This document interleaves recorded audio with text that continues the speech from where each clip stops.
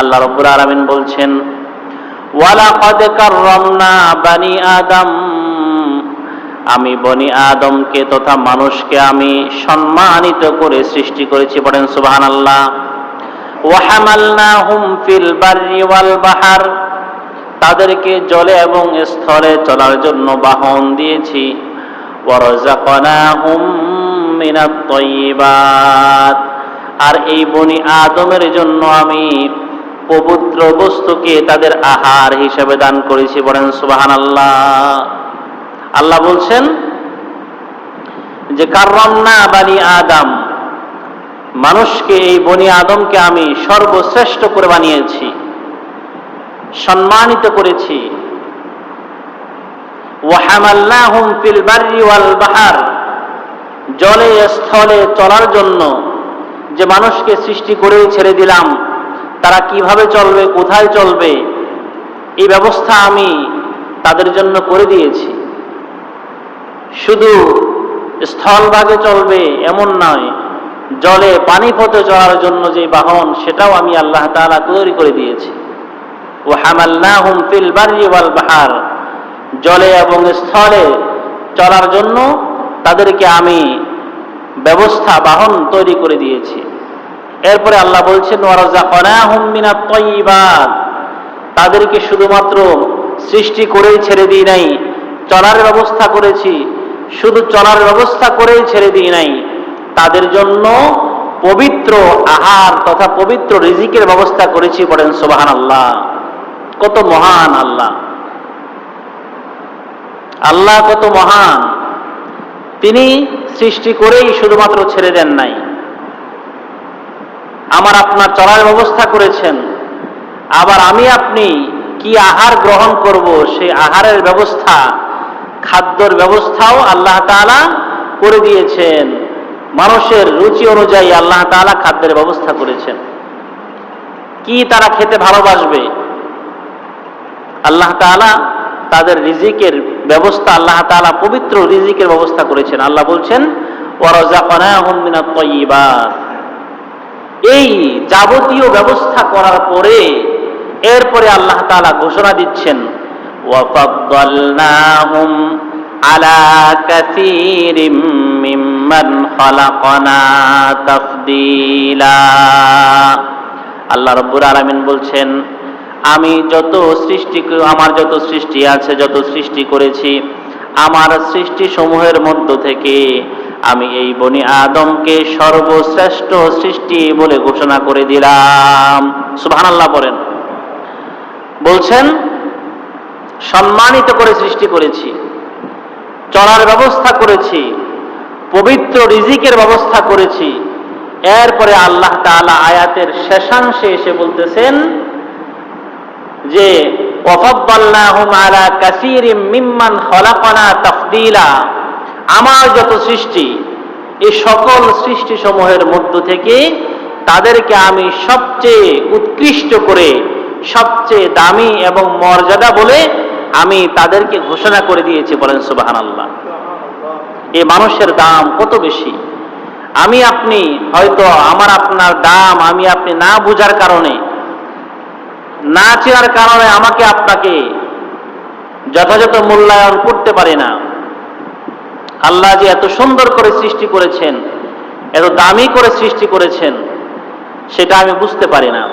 আল্লাহ তাআলা কোরআনুল কারীমের অন্যত্র অন্য আয়াতের মধ্যে আল্লাহ তাআলা বলেন, লাকাদ খালাকনাল ইনসানা ফি আহসানি তাকওয়িম।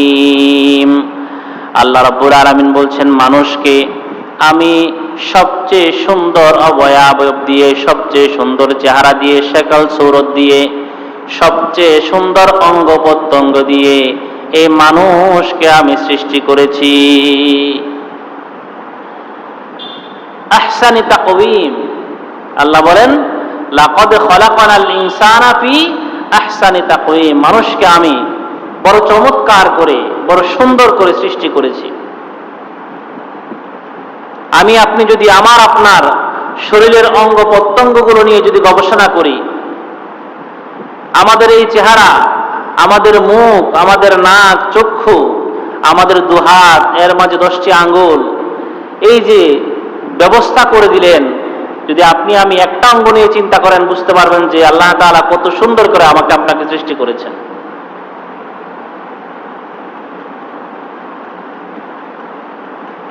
আল্লাহ রাব্বুল আলামিন কোরআনুল কারীমের অন্য আয়াতে বলছেন, হুয়াল্লাযী খালাকা লাকুম মা ফিল আরদি জামিআ। আল্লাহ বলছেন, এই পৃথিবীতে যত সৃষ্টি আমার রয়েছে, আমার সমস্ত সৃষ্টিকে বানিয়েছি, সৃষ্টি করেছি একমাত্র মানুষের জন্য। পড়েন সুবহানাল্লাহ।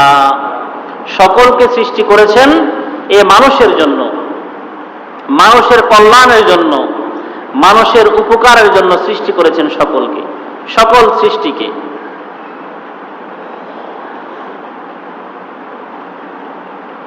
মানুষের প্রয়োজন হয় এমন সকল কিছু আল্লাহ তাআলা সৃষ্টি করে দিয়েছেন। আল্লাহ তাআলা মানুষের খাবারের জন্য চাল ধানের ব্যবস্থা করে দিয়েছেন, পান করার জন্য পরিষ্কার পরিচ্ছন্ন সুপেয় পানির ব্যবস্থা করেছেন। মানুষ গরু পালে, গরুর মানুষের প্রয়োজন হয় না, কিন্তু মানুষের গরুর প্রয়োজন হয়। কি বলেন, গরুর কি মানুষের প্রয়োজন আছে? গরু মানুষ দিয়ে কি করবে? মানুষের গরুর প্রয়োজন। মানুষ হাল চাষ করবে, গরুর প্রয়োজন। গোশত খাবে, গরু জবাই করে, গরুর প্রয়োজন। দুধ পান করবে, গরুর প্রয়োজন। ছাগলের প্রয়োজন। যত জিনিস আল্লাহ তাআলা সৃষ্টি করেছেন সকল কিছু মানুষের প্রয়োজন, মানুষের জন্য সৃষ্টি। যত প্রাণী আছে, মানুষের কোনো প্রাণীর মানুষ প্রয়োজন নাই। গরু ছাগল মানুষ দিয়ে কি করবে? অন্য যত প্রাণী আছে, মানুষের সেবায় যারা নিয়োজিত, তাদের মানুষের প্রয়োজন নাই, কিন্তু মানুষের প্রয়োজনে আল্লাহ তাদেরকে সৃষ্টি করেছেন। আপনি একবার চিন্তা করে দেখেন, গরুকে আল্লাহ তাআলা সৃষ্টি করলেন, গরুর মাঝে, গাভীর মাঝে আল্লাহ তাআলা বাচ্চা দিলেন, এরপরে গরুর মাঝে আল্লাহ তাআলা পবিত্র দুধের ব্যবস্থা করলেন, মিষ্টি দুধ, পুষ্টিকর দুধের ব্যবস্থা করলেন। কিন্তু ওই গরুর দুধ গরুর বাছুর একা খায় না, ওই দুধ আমি আপনি পান করি, ঠিক কিনা? গরুর দুধ আমি আপনি পান করি কিনা? অথচ উচিত তো ছিল গরুর দুধ গরুর বাছুর খাবে, আমি কেন খাবো? গরু কখনো অভিযোগ করে নাই, গরুর বাছুর কখনো অভিযোগ করে নাই, হায় রে আমার মায়ের দুধ খেয়ে ফেলতেছে।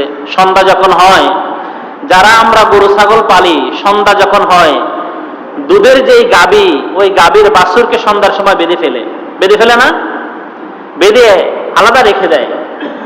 বাছুরকে মায়ের কাছে যাইতে দেয় না। কেন? মায়ের কাছে গেলেই সে দুধ খেয়ে ফেলবে। এই জন্য গরুর বাছুরকে মায়ের থেকে আলাদা করে রাখে। কত সময়? প্রায় 12 ঘন্টা, সারা রাত আলাদা করে রাখে।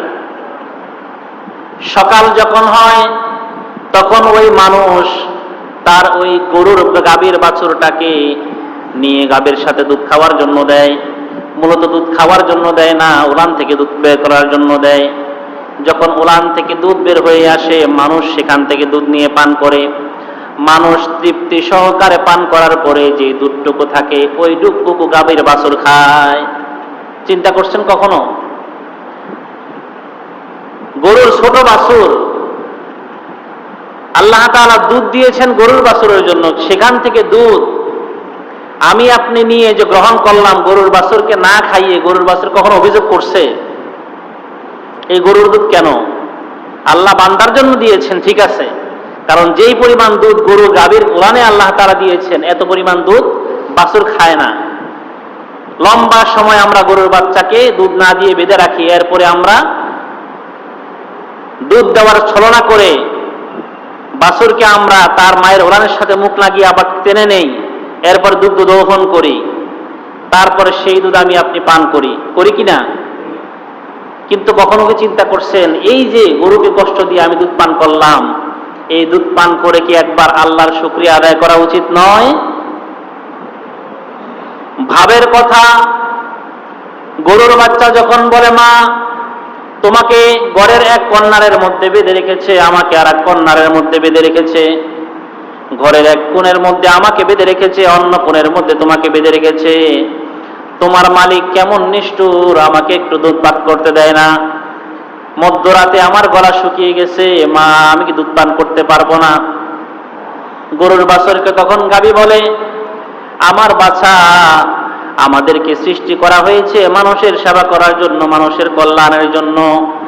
আমার মালিক সকালবেলা দুগ্ধ দহন করার পরে, দুধ পান করার পরে যদি দুধ থাকে, ওই দুধ হলো তোমার। আমার কর্তব্য হলো আগে আমার মালিকের সেবা দেওয়া, মালিকের সেবা দেওয়া। আর ওই দুধ পান করার পরে আল্লাহর বান্দা বান্দে আল্লাহর শুকরিয়া আদায় করে না। এভাবে শুধু দুধ নয়, আল্লাহ তাআলা যত কিছু সৃষ্টি করেছেন যদি চিন্তা করে দেখেন, পশু পাখি যাবতীয় আল্লাহ তাআলার সৃষ্টি মানুষকে কি পরিমাণ সেবা দিয়ে যায়। আল্লাহ তাআলা সেই পরিমাণ সেবা গ্রহণ করার পরে, আল্লাহ তাআলার পবিত্র বস্তু থেকে রিজিক আহার করার পরেও আল্লাহ তাআলার ওই পরিমাণ শুকরিয়া আদায় করে না, আল্লাহ শুকরিয়া আদায় করে না। আল্লাহ বলেন, মানুষকে আমি সর্বশ্রেষ্ঠ করে বানিয়েছি, মানুষকে আমি সুন্দর অবয়ব গঠন প্রকৃতি দিয়ে তৈরি করেছি। আর এই মানুষের জন্য আমার সকল সৃষ্টিকে তাদের জন্য খেদমতের ব্যবস্থা করে দিয়েছি। আল্লাহ বলছেন, হুয়াল্লাযী খালাকা লাকুম মা ফিল আরদি জামিআ। মানুষে তোমাদেরকে সৃষ্টি করার পরে আর যত মাখলুকাত আমি আল্লাহ রাব্বুল আলামিন সৃষ্টি করেছি, সকল মাখলুককে তোমাদের সেবার জন্য সৃষ্টি করা হয়েছে। সুবহানাল্লাহ বলেন, সকলকে তোমাদের সেবার জন্য সৃষ্টি করা হয়েছে। অতএব তোমরা সকল থেকে উপকৃত হবে আর আল্লাহর শুকরিয়া আদায় করবে, আল্লাহর কৃতজ্ঞতা প্রকাশ করবে, আল্লাহ তাআলার শুকরগুজার বান্দা হবে। কিভাবে হবে? আল্লাহ বলছেন, আমার শুকরগুজার বান্দা হতে হলে আমার হুকুম আহকাম মেনে চলতে হবে, আমি যেই যেই বিধান দিয়েছি সেগুলো মেনে চলতে হবে। যখন মসজিদে মুয়াজ্জিন হাইয়া আলাস সালাহ বলে আযান শুরু করে, তখন সকল কাজকর্ম ফেলে আমি আল্লাহর ডাকে সাড়া দিয়ে নামাজ আদায় করতে হবে, হালাল ভক্ষণ করতে হবে, হালাল কামাই করতে হবে, হালাল পথে চলতে হবে, হারাম থেকে বেঁচে থাকলেই হবে আল্লাহ তাআলার প্রশংসা, শুকরিয়া, কৃতজ্ঞতা আদায়। যদি হালাল পন্থায় চলতে পারি, হালাল রিজিক খেতে পারি, আল্লাহর হুকুম আহকাম মানতে পারি, ৫ ওয়াক্ত নামাজ পড়তে পারি, তবেই হবে আল্লাহ তাআলার শুকরিয়া আর কৃতজ্ঞতা আদায়, অন্যথায় নয়। এই মানুষের মর্যাদা আল্লাহ তাআলার কাছে অনেক বেশি। আবার এই মানুষ ঠুনকো ছোট ছোট অজুহাতে মানুষ মানুষকে আঘাত করে, মানুষ মানুষকে কষ্ট দেয়, মানুষ মানুষকে জবান দিয়ে কষ্ট দেয়, মানুষ মানুষকে হাত দিয়ে কষ্ট দেয়, মানুষ মানুষের উপরে জুলুম করে, অত্যাচার করে, নিপীড়ন করে। আল্লাহর হাবিব সাল্লাল্লাহু আলাইহি ওয়াসাল্লাম বলছেন, যেই ব্যক্তি কোনো মানুষ হয়ে অন্য মানুষের প্রতি জুলুম করে সে হলো জালেম।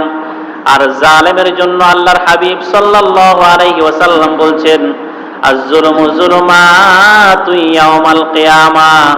কিয়ামতের দিন যে ব্যক্তি জালেম হবে, অত্যাচারী হবে, ওই জালেমের জন্য কিয়ামতের ময়দান বড় ভয়াবহ এবং বিভীষিকাময় হবে, বড় ভয়াবহ হবে, বিভীষিকাময় হবে। এবং জালেমের জন্য কঠিন শাস্তির ব্যবস্থা আল্লাহ রাব্বুল আলামিন রেখেছেন। মানুষ সম্মানিত হয়ে, মানুষ মর্যাদাবান হয়ে অন্য মানুষের প্রতি কখনো জুলুম করতে পারে না, অন্যায় করতে পারে না, অবিচার করতে পারে না। আল্লাহ তাআলা মানুষ সম্পর্কে বলছেন, ওয়াবুদুল্লাহ ওয়ালা তুশরিকু বিহি শাইআন ওয়া বিল ওয়ালিদাইনি ইহসানা ওয়া বিযিল কুরবা ওয়াল ইয়াতামা ওয়াল মাসাকিনি ওয়াল জারি যিল কুরবা ওয়াল জারিল জুনুবি ওয়াস সাহিবি বিল জামবি ওয়া বিনিস সাবিল। আল্লাহ রাব্বুল আলামিন কুরআনুল কারীমের এই আয়াতের মধ্যে 9 শ্রেণীর কথা বলেছেন। আল্লাহ তাআলা 9 ধরনের মানুষের কথা বলেছেন যে তাদের সাথে তোমরা সুন্দর আচরণ করো, সুন্দর ব্যবহার করো, সাবধান, কখনো তাদের প্রতি তোমরা জুলুম করিও না। মানুষ হয়ে তোমরা কখনো তাদের প্রতি জুলুম করো না, অন্যায় করো না, অবিচার করো না। এই মানুষগুলোর সাথে তোমরা সুন্দর ব্যবহার করো, উত্তম আচরণ করো। আল্লাহ বলছেন, ওয়াবুদুল্লাহ, তোমরা আল্লাহর ইবাদত করো, আল্লাহর প্রশংসা করো, আল্লাহর বন্দেগী করো। ওয়ালা তুশরিকু বিহি শাইআ, আর আল্লাহর ইবাদত করতে গিয়ে তোমরা কারোর সাথে আল্লাহ তাআলা শরীক করো না, শিরিক করো না। আল্লাহ রাব্বুল আলামিন বলছেন, ইবাদত করবা বান্দা, আমার বন্দি করবা, ইবাদত করবা, আর এই ইবাদত বন্দি করতে গিয়ে তোমরা শিরিক করতে পারবে না। এরপরে আল্লাহ রাব্বুল আলামিন বলছেন, ওয়াবিল ওয়ালিদাইনি ইহসানা, সর্বপ্রথম যে ব্যক্তি, তুমি মানুষ হওয়ার পরে যে ব্যক্তি তোমার থেকে সুন্দর ব্যবহার পাবে, আচরণ পাবে, সুন্দর উত্তম ব্যবহার পাবে, সে হলো তোমার বাবা মা। বাবা মায়ের সাথে সুন্দর ব্যবহারের কথা আল্লাহ তাআলা বলেছেন, উত্তম ব্যবহারের কথা বলেছেন। ওয়াবিল ওয়ালিদাইনি ইহসানা, শুধু মানুষ নয়, পিতামাতার সাথে সুন্দর আচরণ করো, উত্তম ব্যবহার করো। পিতামাতা উত্তম ব্যবহার পাওয়ার যোগ্য, তারা সর্বোত্তম ব্যবহার হবে পিতামাতার সাথে। এরপরে আল্লাহ রাব্বুল আলামিন বলছেন, ওয়াবিদিল কুরবা, তোমার আত্মীয় যারা রয়েছে তাদের সাথে সুন্দর ব্যবহার করো, আত্মীয় স্বজনদের সাথে সুন্দর ব্যবহার করো। আল্লাহ বললেন সর্বপ্রথম পিতামাতার সাথে সুন্দর ব্যবহার করার জন্য। দ্বিতীয়ত আল্লাহ তাআলা বলছেন যে আত্মীয় স্বজন যারা, তাদের সাথে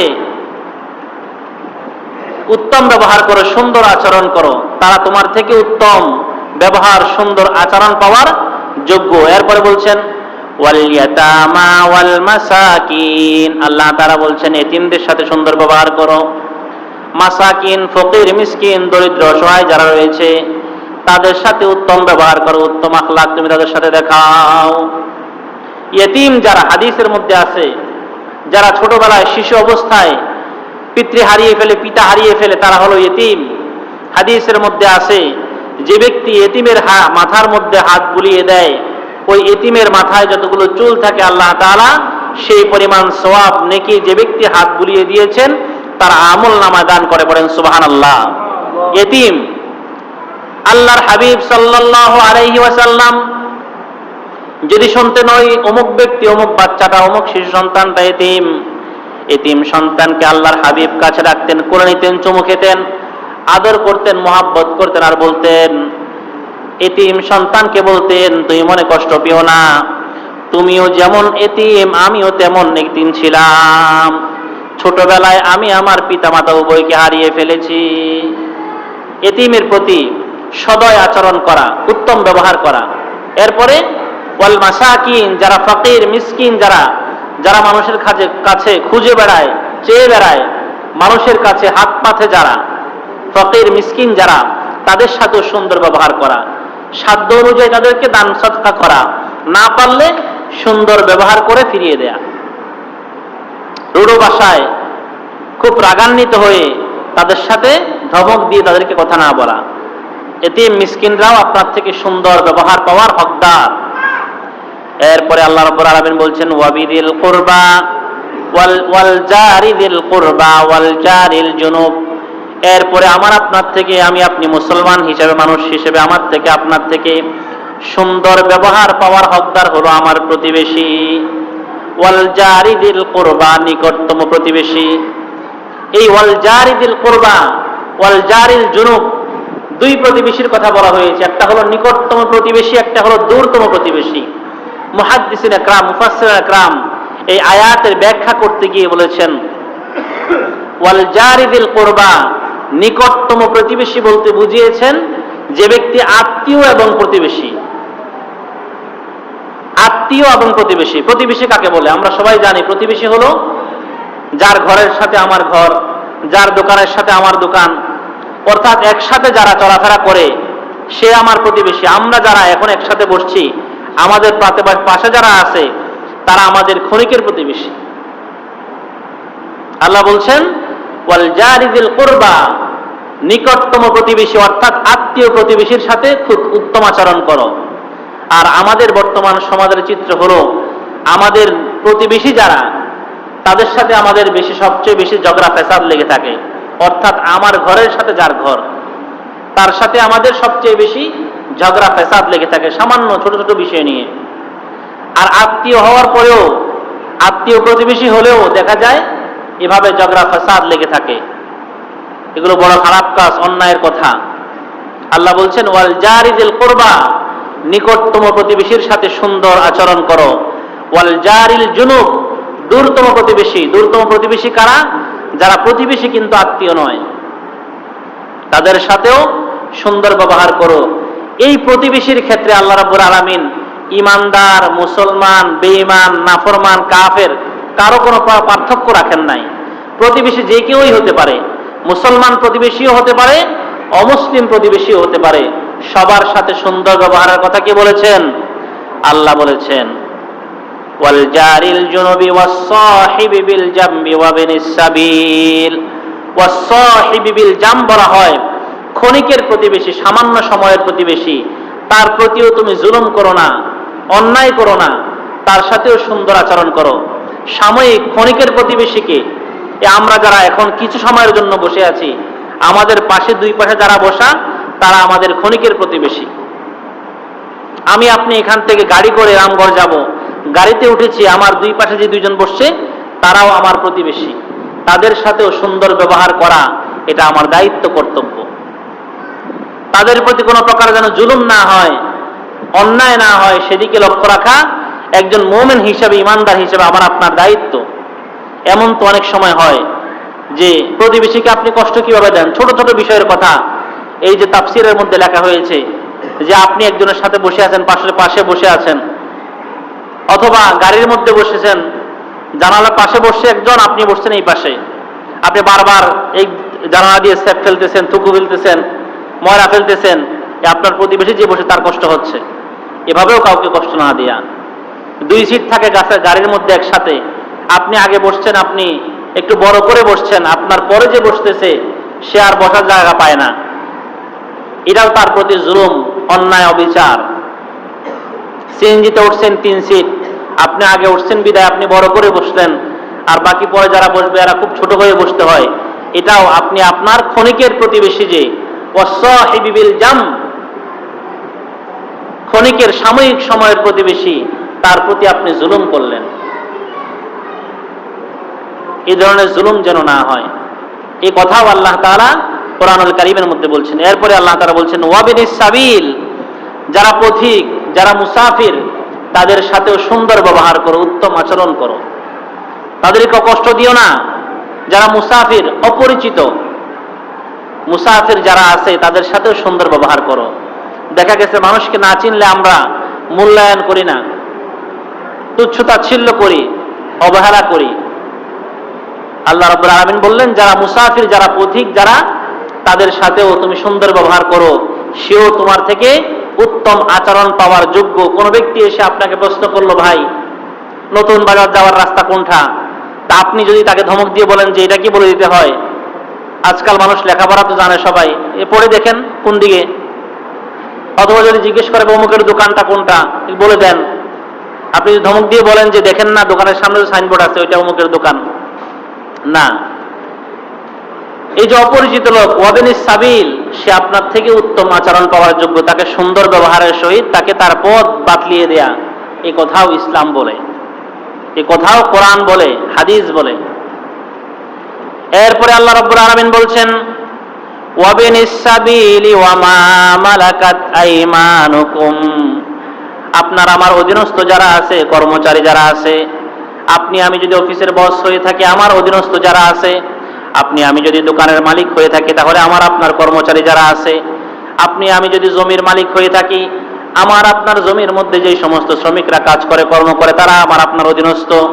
এই অধীনস্থ লোকরা আমার আপনার থেকে উত্তম ব্যবহার পাওয়ার যোগ্য, উত্তম আচরণ পাওয়ার হকদার, তারা আমার আপনার থেকে উত্তম আচরণ পাওয়ার হকদার। দোকানের মধ্যে, হোটেলের মধ্যে দেখা যায় ছোট ছোট বাচ্চাদেরকে আমরা কাজ করার জন্য রাখি, কিংবা ঘরের মধ্যে আমরা কাজের মেয়ে রাখি, অথবা মাঠে ঘাটে কাজ করার জন্য আমরা কিছু সময়ের জন্য আমরা শ্রমিক নিয়োগ দেই, তাদের সাথে আমরা খারাপ ব্যবহার করি, গালাগালি করি, তুচ্ছ-তাচ্ছিল্য করি, একটু কাজ এদিক সেদিক হলেই আমরা গায়ে হাত তুলি। আল্লাহর হাবিব সাল্লাল্লাহু আলাইহি সাল্লাম বলছেন যে এগুলো বড় অন্যায়। এই অধীনস্থ যারা আছে তারাও আপনার আমার থেকে উত্তম আচরণ পাওয়ার যোগ্য, উত্তম ব্যবহার পাওয়ার যোগ্য। হাদিস শরীফের মধ্যে আছে আল্লাহর হাবিব সাল্লাল্লাহু আলাইহি ওয়াসাল্লামের 10 বছরের খাদেম ছিলেন সাইয়েদনা হযরত আনাস রাদিয়াল্লাহু তাআলা আনহু শিশু সাহাবী, তিনি নবীজি সাল্লাল্লাহু আলাইহি ওয়াসাল্লামের 10 বছরের খাদেম ছিলেন। আনাস রাদিয়াল্লাহু তাআলা আনহু বলেন, আল্লাহর হাবিব সাল্লাল্লাহু আলাইহি ওয়াসাল্লাম এই 10 বছরের মধ্যে কোনোদিন আমাকে একটা ধমক দেয় নাই এবং এমন বলে নাই, আনাস তুমি এই কাজটা কেন করলা, এটা কেন করলা না, এভাবেও তিনি কখনো বলেন নাই। এক হাদিসের মধ্যে আছে, নবীজি সাল্লাল্লাহু আলাইহি সাল্লাম একদিন আনাস রাদিয়াল্লাহু তাআলা তাকে পাঠালেন একটা কাপড় নিয়ে আসার জন্য অন্য এক ঘর থেকে। তিনি ওই পোশাক আনতে যাওয়ার পথে পথিমধ্যে দেখলেন যে কিছু হাবশী গোলাম রাস্তার মধ্যে খেলাধুলা করতেছে। ছোট মানুষ আনাস রাদিয়াল্লাহু তাআলা খেলা দেখার মধ্যে নিমজ্জিত হয়ে গেলেন। নবীজি সাল্লাল্লাহু আলাইহি সাল্লাম দীর্ঘক্ষণ অপেক্ষা করলেন যে আনাস কেন আসতেছে না। কিছুক্ষণ পরে তিনি নিজে বের হলেন। বের হয়ে এসে দেখতেছেন আনাস রাদিয়াল্লাহু তাআলা আনহু ওই মানুষের হাবশী গোলামদের খেলা দেখতেছেন। তিনি রাগ করেন না, গুসা করেন না, মাথার মধ্যে হাত বুলিয়ে দিয়ে আনাস রাদিয়াল্লাহু তাআলা আনহুর সাথে করে মুচকি হাসি দিয়ে নিয়ে গেছেন। বলেন সুবহানাল্লাহ। এই ছিল ব্যবহার। আর আমার আপনার ব্যবহার এমত অবস্থায় হলো কি হতো? আল্লাহ আমাদেরকে সঠিক বুঝ দান করে, আমিন বলেন। তাহলে বলতেছিলাম, মানুষ হিসাবে মানুষের মর্যাদা আল্লাহ তাআলা আমাদেরকে সর্বশ্রেষ্ঠ সৃষ্টি হিসেবে আল্লাহ তাআলা আমাদেরকে বানিয়েছেন। কাররামনা বানি আদম বলে ঘোষণা দিয়েছেন এবং সকল সৃষ্টিকে আল্লাহ তাআলা আমাদের খেদমতের জন্য আল্লাহ তাআলা নিয়োগ করেছেন।